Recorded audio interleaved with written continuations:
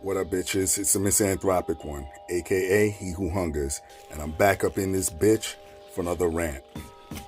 Y'all know the deal. Just follow me in all the links below, especially Odyssey. We gotta find a new platform where censorship is the enemy, essentially. But let me jump right into this.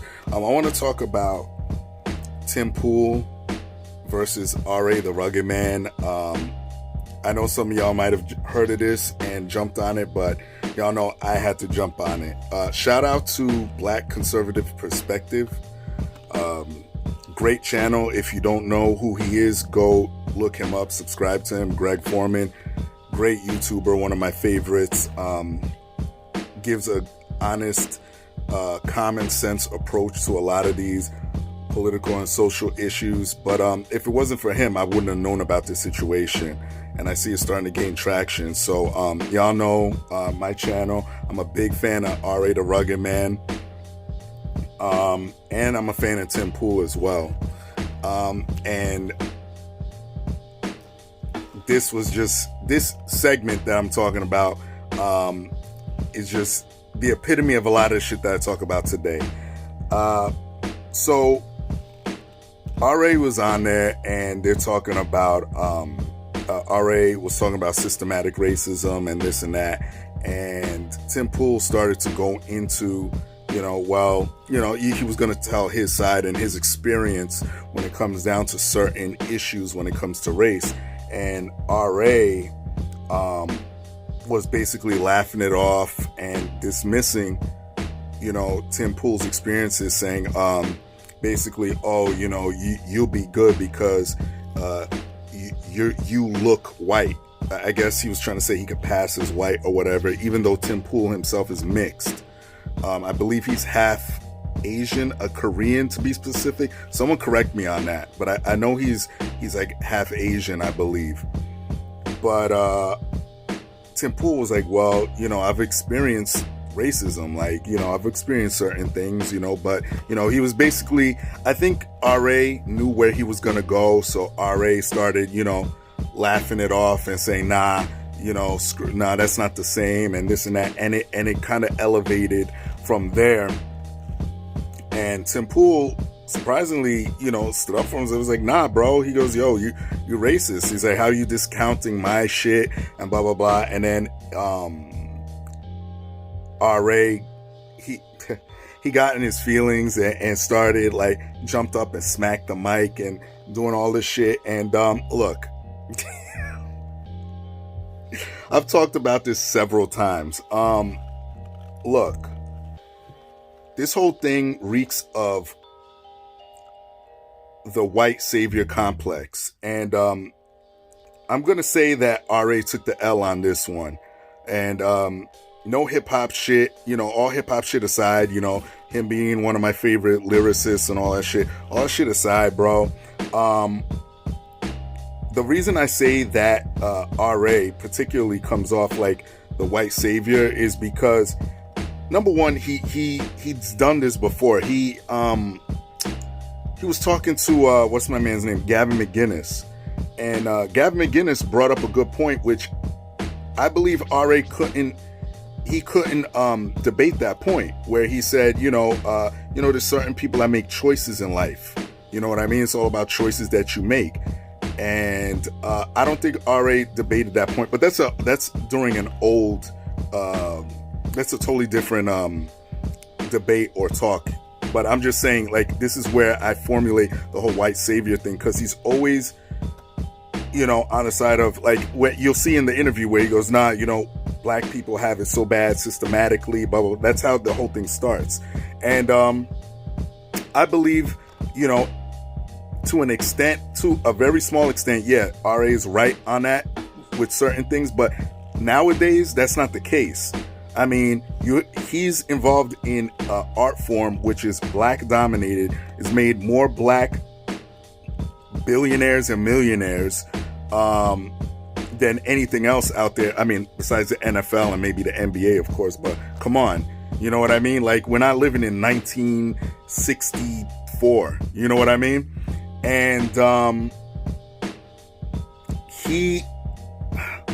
it's just very weird to see someone that goes that hard. You know what I mean? Like, it's one thing to sit here and call certain things out. I get that. But when you're just like, you know, when you're dismissive of when other minorities are saying, well, look, you know, that's not the case everywhere. You know, there's examples of this. They're giving a counter argument and you're not even willing to hear it. That's my problem. That's my problem with a lot of these liberal-minded, particularly white liberal-minded motherfuckers out there, that when you, as a black person, or in this case, we'll just say minority because of Tim Pool, he's mixed, and he's trying to explain, you know, it's like, nah, that's not true. And then he goes, RA says, oh yeah, you're gonna talk about X. That's like some Jussie Smollett shit. You're just making shit up.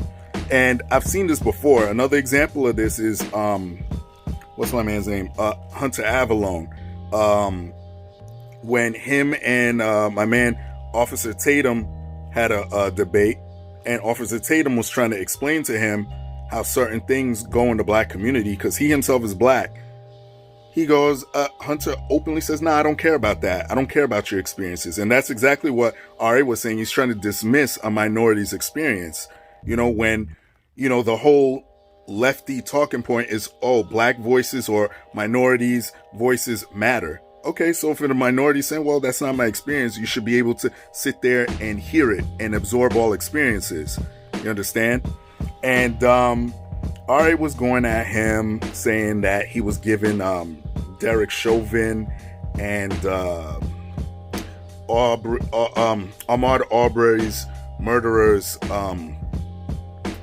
a pass on certain things, and I don't think that's the case. I think that, you know, when it comes to Tim Pool is he's like centrist for the most part, but you know, he's the type of dude that looks at all angles and says, okay, yeah, I could kind of, we have to go do the devil's advocate thing, then I'm going to give my opinion on it. And I appreciate that. You have to do that. That's what's missing from majority of journalism nowadays, except if you go to like a CNN or a Fox News. You basically, like with a Fox News, they're telling you, yeah, we're Republican, we're conservative. Yeah, I understand that. So you know what you're getting. With a CNN or MSNBC, they more like to lie and pretend that they're fair, but they're really these far left lunatics. But yeah, I just found that whole fucking interview to be fucking weird. And then when R.A. the Rugged Man, my God, when he gets up and starts like swinging and punching the mic and screaming XYZ, it's like, yo, bro, like, you know what? And I gotta be completely honest. I think he was only doing that because he wanted to seem kind of domineering over Tim Pool, because like he said earlier, you know, you're viewed as white. Essentially, that's what he was saying. Oh, you know, white people aren't going to have a problem with you because you could go in and no one's going to feel no type of way about you. You know what I mean? And I believe RA is kind of taller and everything, but and it's just so weird because, you know what I mean? Like, RA, where was the smoke when Talib Kweli was checking you with that whole Remedy shit, when you were defending Remedy? Where was the smoke at where you don't want to be talked to like a child and be treated like a sucker? You know what I mean? I gotta call that, bro. I'm sorry. But anyway, quick video, man. RA, what was the other thing? Oh yeah, another thing. Tim Pool was like, you know, how are you gonna say this about me when I've done documentaries on racism? And he was down at Ferguson, and RA goes, oh, that's just a facade. He's like, yeah, I watch your videos. That's just a facade. You're just using that to essentially to obfuscate yourself from any type of criticism.